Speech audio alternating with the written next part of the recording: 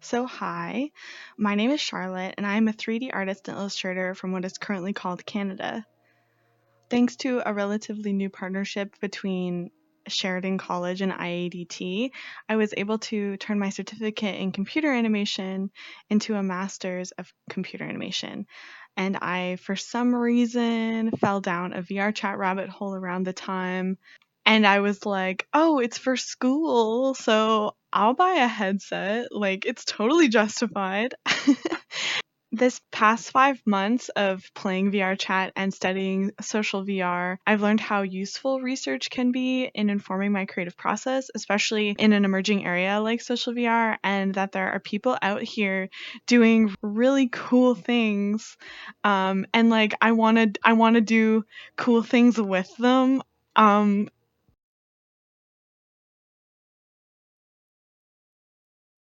When I first started researching VR, I had this idea that it might be difficult for users to get used to using avatars that are physically different from them, like having a avatar that looked more like you would help with the experience, help you feel immersed and in your body. But that's actually not an issue at all. Like our minds are super flexible in VR as long as we have first person perspective and synchronous hand movements. It's pretty easy to trick our brains into thinking that like this is our body.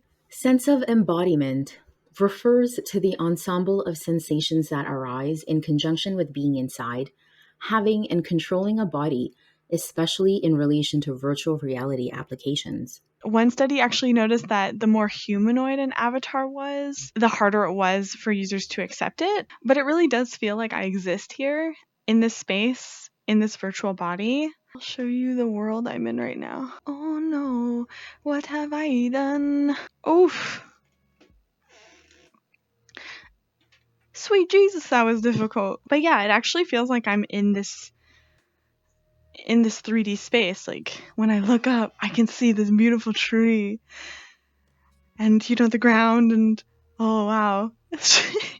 And that realness is called presence. What VR does is activate the motor cortex and our sensory system in a way that's similar to a real-life experience. And as an outside observer, you might not be able to see somebody experiencing presence, but what you can see are the physiological and emotional reactions that occur as a result. No, it's too real. My palms are sweaty. This combination of embodiment and presence has an impact on our behavior and how we think more deeply than other forms of media. A study done in 2007 coined the term Proteus effect to describe how an avatar's appearance impacts behavior in virtual environments. Participants who had more attractive avatars exhibited increased self disclosure and were more willing to approach opposite gendered strangers after less than 1 minute of exposure to their altered avatar. In other words, the attractiveness of their avatars impacted how intimate participants were willing to be with a stranger.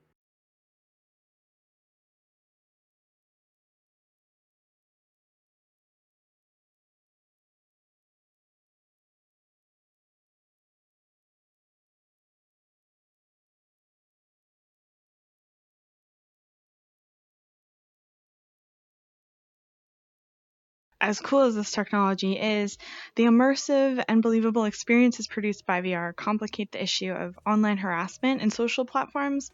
Harassment in social VR, especially towards women and other marginalized groups, was one of the first things that popped up in my research. Jessica Outlaw's website is like a amazing resource for social VR and harassment and how to make things better. I learned so much, and it was a great introduction into the potential of social VR, but also some of the things to watch out for. So, VR chat, it's really the only social VR platform that I use, but VR chat is the most used social VR platform right now. The platform, and more specifically its culture, has a mixed reputation, which is explained wonderfully in this video essay. VR chat is magical. VRChat is a community-based social and creativity hub built in the vein of many of its predecessors, like Habitat, Worlds Away, Active Worlds, There, or Second Life. The idea is simply to give people an environment to socialize or create in, and at the end of the day, that's basically it. It's a socialization engine, but an extremely stylish one. Thank God for Straz. He has another video about gender and anime girls in VR chat, which is like, that was so helpful for me to help explain to other people what's going on in there. The combination of different communities and the ability for users to upload worlds and avatars, and its accessibility for non-VR users as well, makes it a really interesting virtual space. The best way I can describe it is it's kind of like a city. It's maybe too loud and pretty unpredictable, or full of things that you really don't understand. But once you spend a little bit of time and like get to know people and get to know the communities, it starts to reveal itself and it becomes this sort of beautiful and exciting space, and it starts to become really close to your heart. Like when people should talk VR chat, I'm like, well, you don't know. You're not in there. You don't see the cool things happening. And for me, as a 3D artist, being able to create a body and use that body to explore this mess of a world is so exciting. So my project explores the use of avatar design to influence culture and behavior in social VR in general. Especially in the beginning of my project, I was thinking about tackling this issue of harassment using design to influence or encourage pro-social behavior. But it ended up focusing more specifically on the use of feminine coded avatars in VR chat and how to subvert expectations. I make a case for the use of simplified, stylized, abstracted avatars as a way to promote pro-social behavior and better express individual identity. And I created this avatar with the info I learned. I'll go through the process more in depth a bit later, but for now, I want to focus on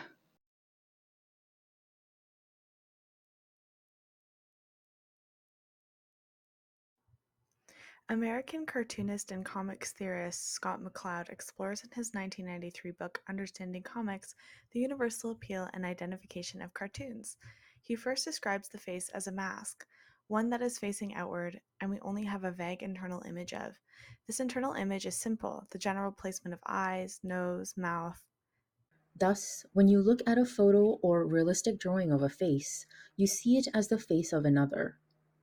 But when you enter the world of the cartoon, you see yourself. I believe this is the primary cause of our childhood fascination with cartoons. Although other factors such as universal identification, simplicity, and the childlike features of many cartoon characters also play a part. The cartoon is a vacuum into which our identity and awareness are pulled, an empty shell that we inhabit which enables us to travel in another realm. He goes on to discuss the use of simplification as a way to keep the reader in the realm of concepts, and how realism has an objectifying power. The more detailed or rendered a character or setting, the more it is seen as the other.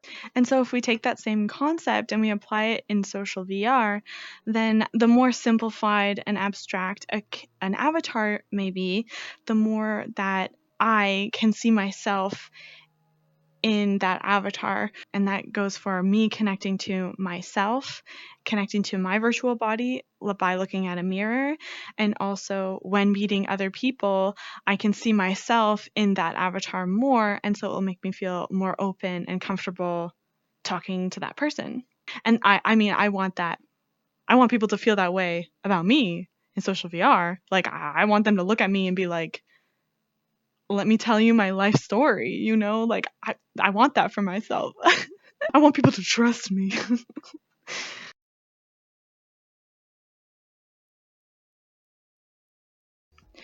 In a lot of the studies I read, they brought up the uncanny valley, and they're always like, user experience might not have been great because of the uncanny valley. Like we all know what the uncanny valley is. The more closer to a real human something is, the more eerie it gets. I feel like the uncanny valley is just bad design.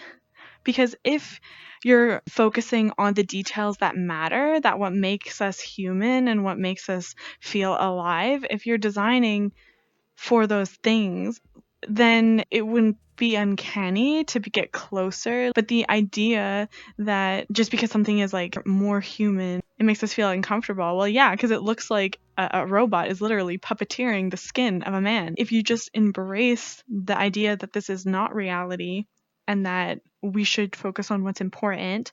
Being cute, communicating emotions, and having fun.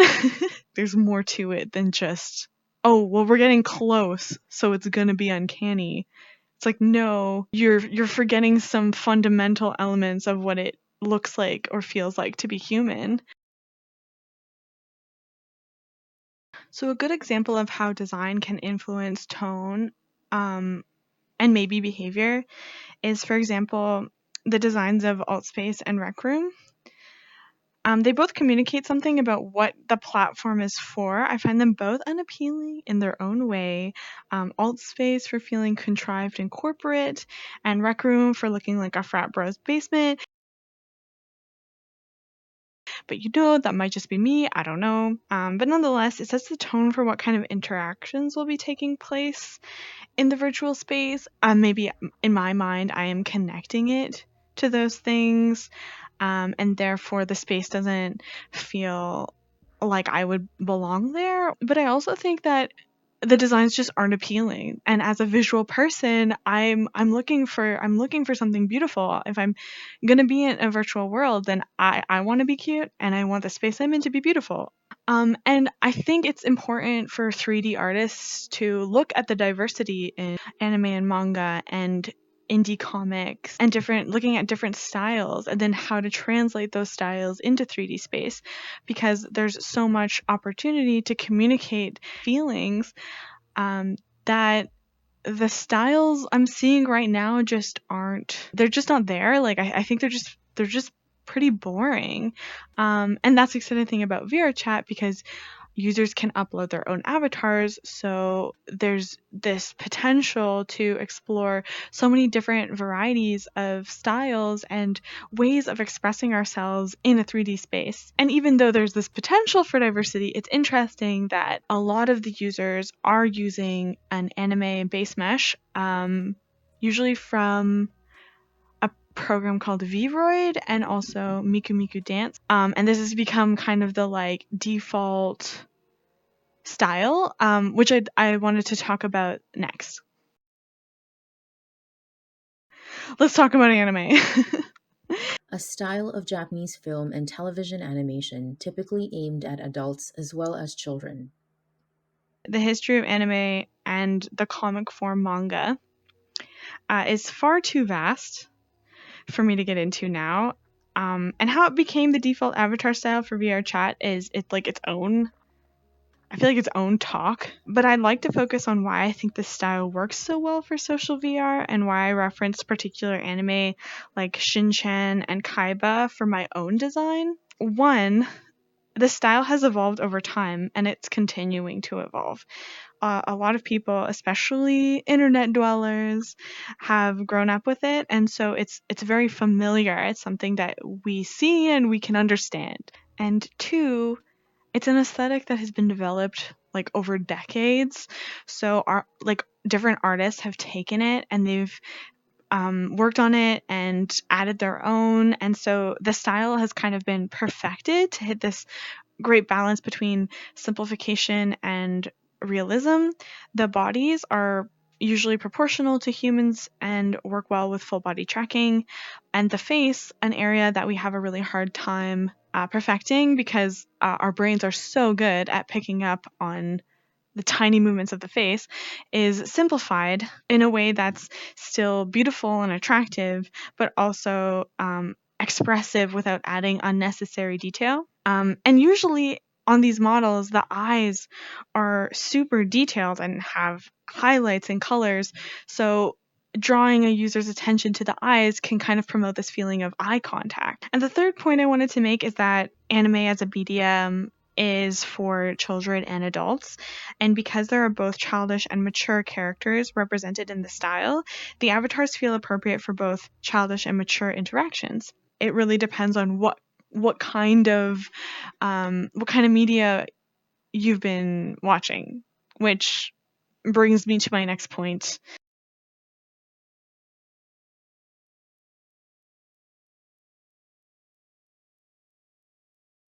For this section, I'm gonna have to talk about porn. This is kind of the more problematic side of using anime characters for especially women, because of the associations with hentai, A genre of Japanese manga and anime characterized by overtly sexualized characters and sexually explicit images and plots. as well as genres marketed to men that perpetuate harmful stereotypes about women. The portrayal of women in most hentai is abysmal. Like, there's a lot of non consensual sex acts. And okay, so they're 2D girls. Nobody's getting hurt. It's not a big deal, right? But when you're a woman in VR chat looking for a cute avatar, chances are you're going to run into one of these. And you might be thinking, oh my god, I'm an anime girl, like Usagi from Sailor Moon. Ha ha ha. But usually built into the avatars are expressions that are directly referencing hentai. So a tongue out, watery eyes, blushed face. There's like these erotic expressions built into the avatars. And like if you're a fan of hentai and want to participate in sexy times on the internet, or maybe even troll with it, that's perfect. Like I think these avatars are valuable and they are something that people want to use. But if you're new to VR chat or don't know anything about anime, and you're using these avatars, the appearances of them might impact social interactions and could have unwanted effects, especially considering the types of communities that are currently in VR chat. Most people know what hentai is, you know. You know what I'm trying to say.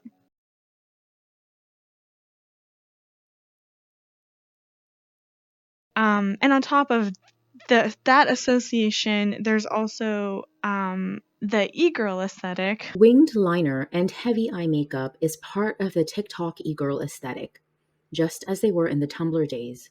But there's also what Jessica calls laughing, an added I'm a baby quality, referring to the popular meme. The pigtails, along with the pink nose, eyes, and cheeks, are indicative of youth. It's a little DDLG, she says, meaning the kink daddy dom little girl. Like many current fashion trends, harnesses, for instance, there's an element of BDSM, kink, and fetish wear too. A hypersexualized child aesthetic which also borrows from anime, meaning that e-girls often look both older and younger than they are. It's actually pretty amazing that an aesthetic or even a fashion trend was birthed online out of Frankensteining Miku Miku dance models and outfits from The Sims.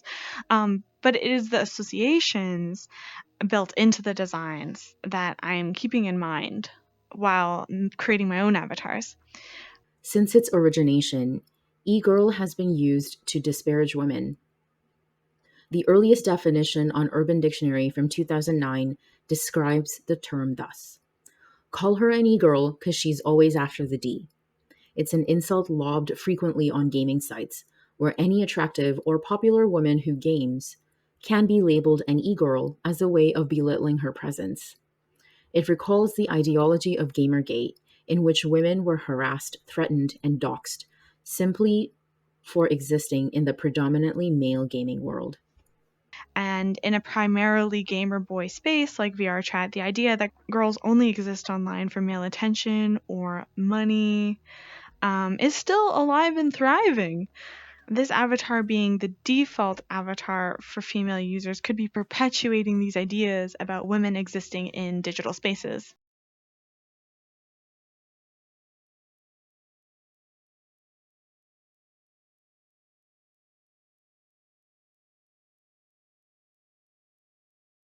But it kind of makes perfect sense that this is where the feminine aesthetic for avatars in VR chat has gone, because the hypersexualization of female avatars is very normal in virtual worlds.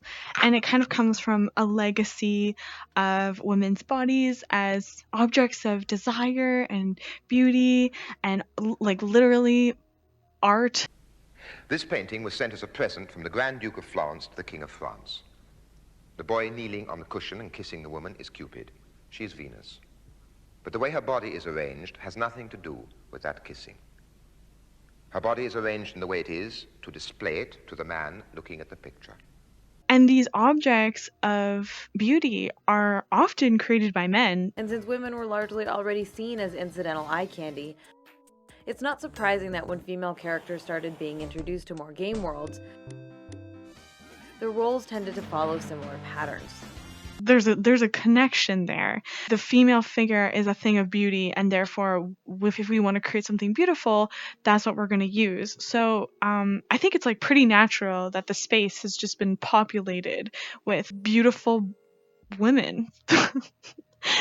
we all want to look at beautiful things, and our culture and society has always valued women's bodies as objects of beauty. And the hypersexualization of female avatars isn't necessarily a bad thing. It isn't just heterosexual men who are creating these avatars, and so there's a lot of different reasons why women would want to wear an attractive avatar. Honestly, she writes, I don't think all women want their female character models to be 100% realistic.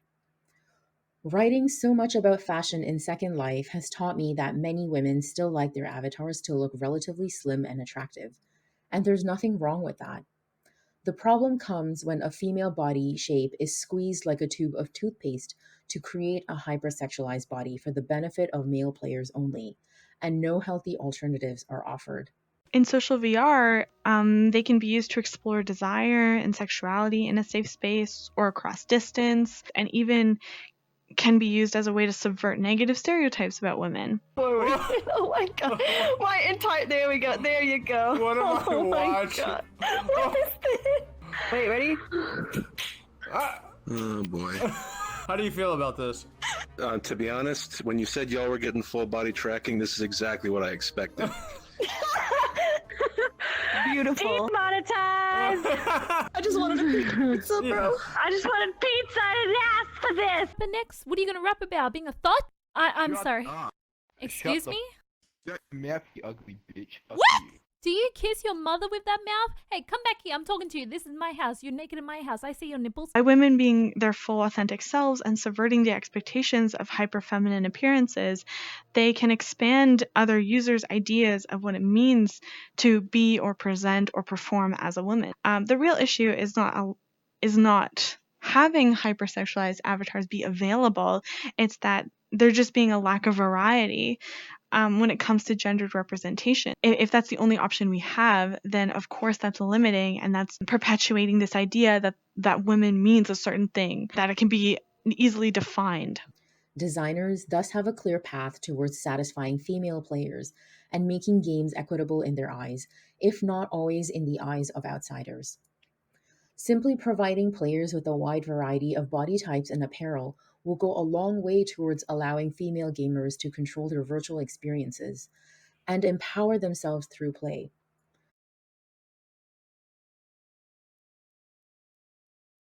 Especially interesting to think about how men use these avatars, because there are a lot of cis and straight men that are wearing female avatars to tap into emotions that have been gendered. Bringing things back to anime girls here and VR chat, there's always a certain level of like, how serious are any of these people being really? Do they really want to be anime girls? Maybe they're just perverts. Ha ha. Don't look too deep into it. There's nothing else here. Promise. That might sound like something that blows up everything I've been talking about, but only if you don't realize that such an attitude is exactly the point. It's a strategy. Thinking back to Weston Zimmerman, if you can fall back on, haha, it's just a joke, dude, this isn't who I am, you can escape that gender accountability that they talk about. If it's just a joke, then you can use that as a way of cloaking your true intentions and your true feelings. The sort of, haha, everyone is an anime girl in VR chat, ongoing meta joke, both reinforces the fact that, yeah, there are a lot of people who are anime girls on VR chat, and it also makes it a little easier for those that take refuge in it. Gender swapping is like not new at all. I didn't know this because I'm not a gamer, but after reading these research papers, it's very clear that our men are more comfortable or more interested in wearing a female avatar than women are. It actually makes women really uncomfortable. Gender swapping is one way in which men already have emotionally important opportunities for expression. Some men, for example, describe it as a way of thinking through their own gender and sexuality. This appears to be rare among women, as survey respondents who prefer male avatars describe them as a way to avoid unwanted attention. No women in our surveys or interviews indicated that they use video game avatars as a way of engaging their sexual preferences or comfort within their gender identities. Among men, on the other hand, some find that female avatars allow them to explore different aspects of their own personalities. And like, this is the part I'm stuck on. Like, I'm like, why? Why are women so uncomfortable with swapping genders? Why do they only do it to avoid male attention in male dominated gaming spaces? Why do we have a tendency to self sexualize online? And why do I care so much about how my body, physical in real life and also virtual, is perceived by the society around me?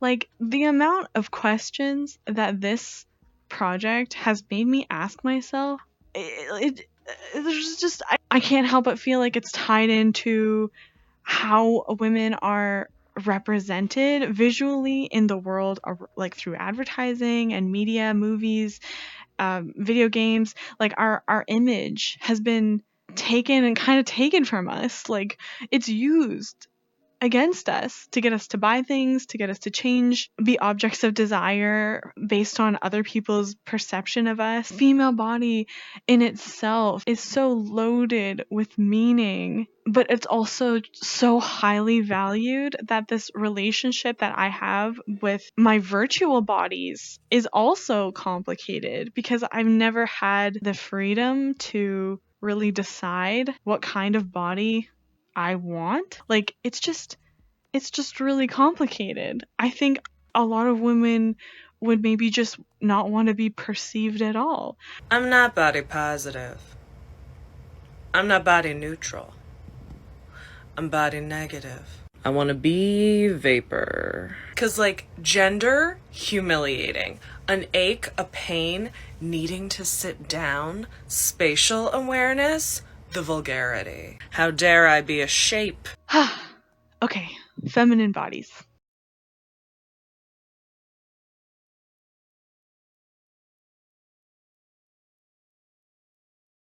So before I get into the design process, I also wanted to talk about the issue of safety. Because, like, really, social VR is safe, in my opinion. Like, it doesn't feel safe sometimes, and you do get harassed, but I really do think it's safe.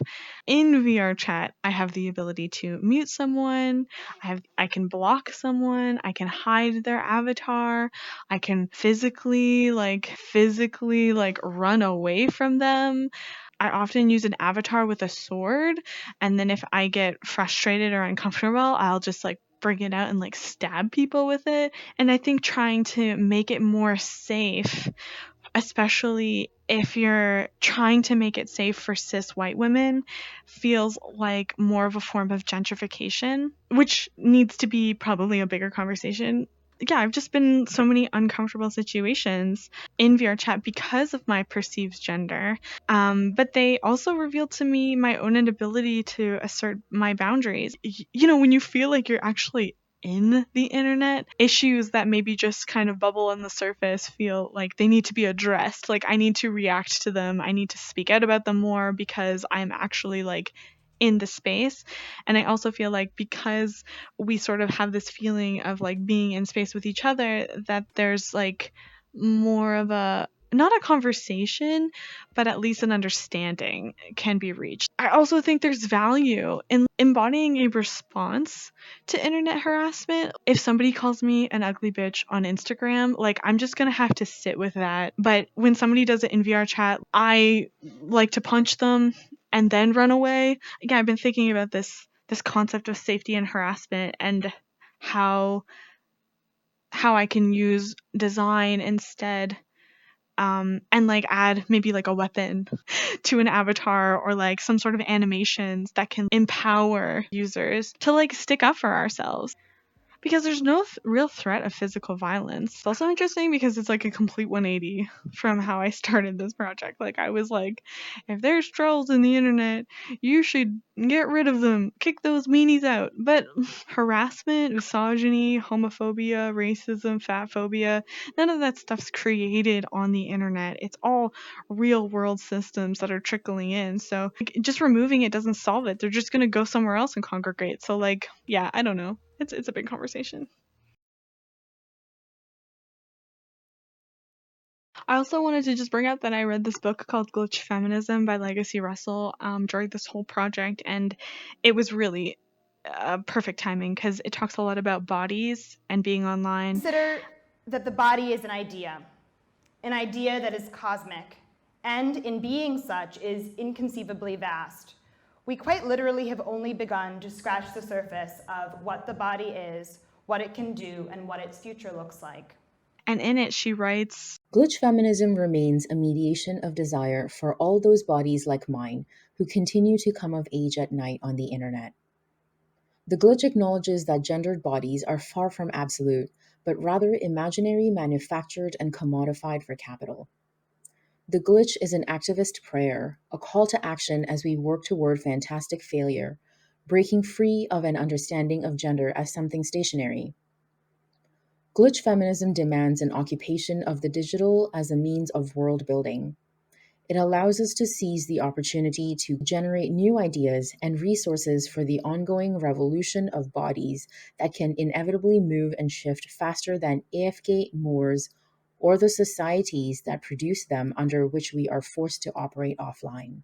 And like this digital world building is happening in VR chat, and it's incredibly exciting. And so keeping glitched body in mind when I'm creating avatars and kind of using them as a form of resistance against persistent social norms. If there was moderation or policing, then the wrong people are going to get policed. Like we've seen how systems get perpetuated in algorithms.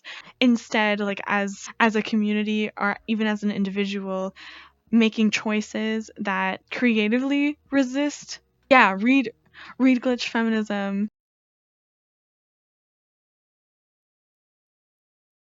So after realizing that what I wanted to do was create a base mesh that just added some variety to the representation in VR chat, I created this design package. Here are some of the references that I used. Early on, I wanted to do 4 base meshes, and so you can see in the top left there's different shapes. I ended up just doing 1, and I originally wanted to have boobs, but the different boobs and body size, I think just with the culture in VR chat right now, because I like to go in public worlds, it's just not there. There's a study called Virtual Body Ownership, and its consequences for implicit racial bias are dependent on social context. And like the title says, how you feel about the type of body you're in is dependent on the social environment that you're in. So right now, boobs are so sexualized, not just in VR chat, in the world at large. It's just really difficult to create an avatar with boobs that doesn't draw that kind of attention. So this is the body that I ended up going with. It's very simple, obviously, because that's my whole point. These are the expressions that I went with. I didn't get around to doing the sweating animation, but that's like a goal. I still really want to do that. And then ideally have pronoun animation. I didn't get all of the pronoun animation effects, but that's like something I want them to be like really beautiful. And I wanted to use clothing as a way to also signal maybe like cultural or personal values. So upcycled clothing, a lot of patterns. This is kind of my final design. I also wanted to make a weapon, which I didn't really get to making, but I just think it would be really fun. So when I started this, I had been in Blender a couple times. I had done a few small projects, but I had never really like modeled or rigged a character before. There's a lot of people in the VR chat community who use Blender to Unity. One of the community members actually made a plugin, which you can see on the side here, called Cat's Blender plugin, and it basically cleans up your model. It helps you optimize. It'll catch any problems in your rig or your model. I needed to add in the visemes and the facial shape keys for the different expressions, and I wasn't confident going in, but again, like the community made it so easy. So the VR chat SDK that you import into Unity auto detects mouth movements. So if you can see in the bottom there, it says vrc.v_, and then you can just put in which a face shape it is, and VRChat's SDK will automatically detect it when you're importing it into Unity. And then I just kept like changing clothes, colors. You know, once you have that power to change a base model, you can just keep going.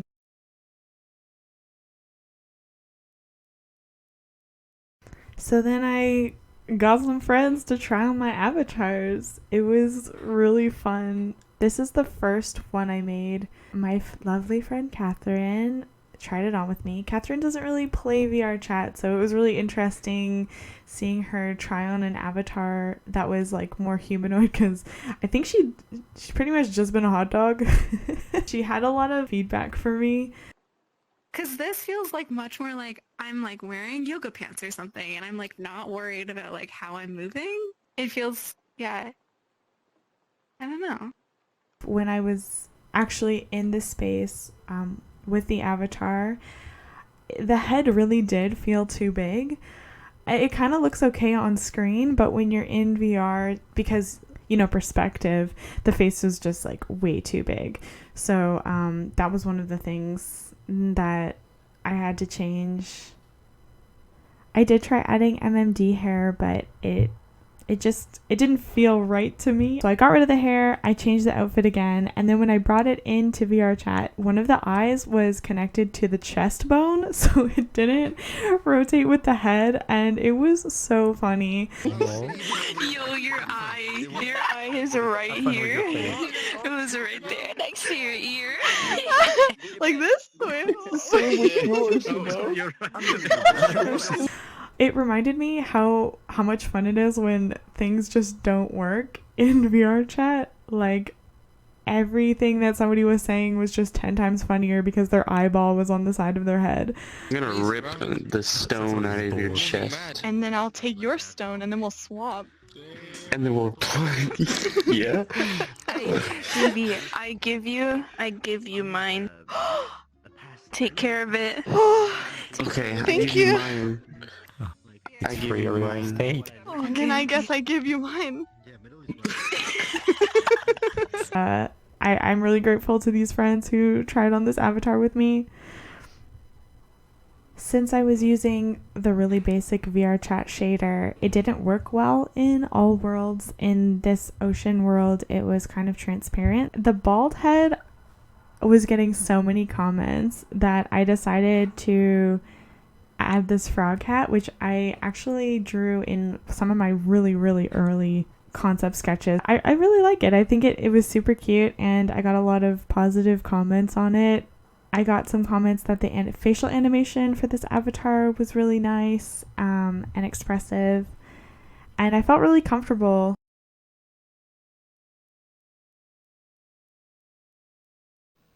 So I think overall, you know, successful. It's pretty successful. We'll do a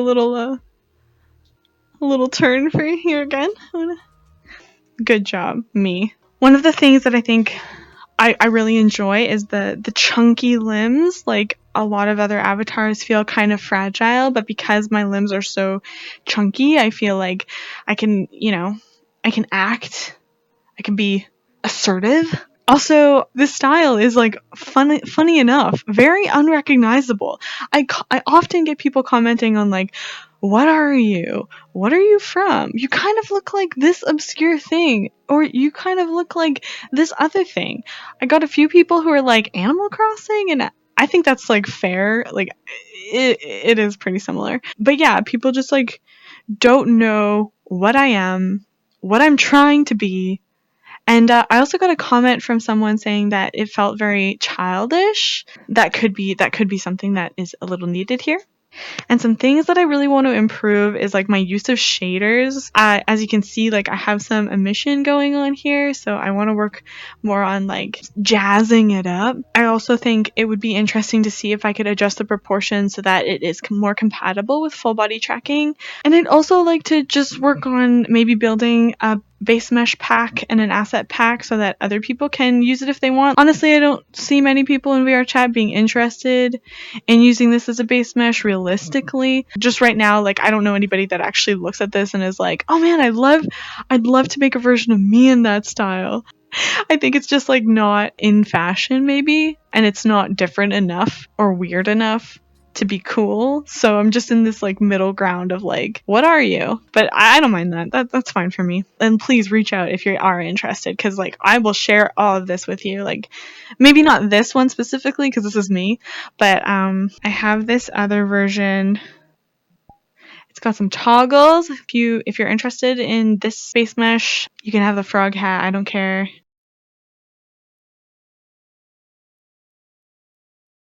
So, to wrap things up, I'm really not asking for VR chat to change. Like, I love VR chat. I think it's perfect the way it is. And I think that's something I learned during this process. Like, in the beginning, I thought, well, it's got potential, but like, there's so many trolls and the harassment and, the anime girls. But after being in it and thinking critically about the future of social VR, I think it's doing amazing. It's literally a city. Like it has its own communities, its own cultures, its own venues. It's perfect. It's fascinating. I love it here. What I really learned from all of this is that I just need more diversity of style, diversity of gender expression. I just want to see more people having the tools and the access to be able to make more diverse and interesting styles in 3D. And for social VR platforms that are like, top-down design, that aren't user generated, please think more critically about the style that you're using. You're literally putting people inside virtual bodies and then having them interact with each other.